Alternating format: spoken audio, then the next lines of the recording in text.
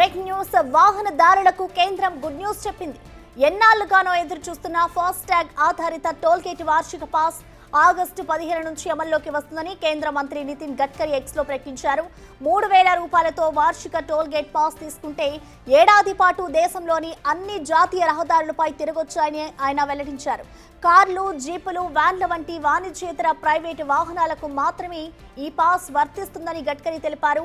అయితే 200 toll gates దాటే వరకు మాత్రమే ఈ పాస్ చెల్లుబాటు అవుతుంది. అంటే 3000 రూపాయల టోల్ గేట్ వార్షిక పాస్ ఏడాది పాటు లేదా 200 టోల్ గేట్స్ దాటే వరకు అమల్లో ఉంటుందన్నమాట.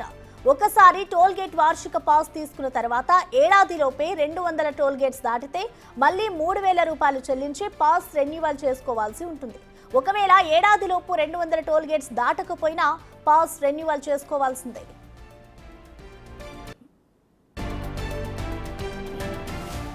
ఈ పాస్ ద్వారా దేశవ్యాప్తంగా జాతీయ రహదారులపై సౌకర్యవంతమైన ప్రయాణాన్ని అందించడమే లక్ష్యమని గడ్కరీ తెలిపారు.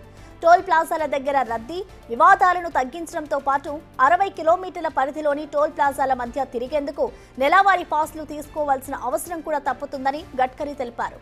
ఇక ఈ పాస్ యాక్టివేషన్, రెన్యువల్ కోసం రాజ్మార్గ్ యాత్ర యాప్, NHAI మోర్ట్ అధికారిక వెబ్సైట్లలో లింక్ అందుబాటులో ఉంటుందని పేర్కొన్నారు.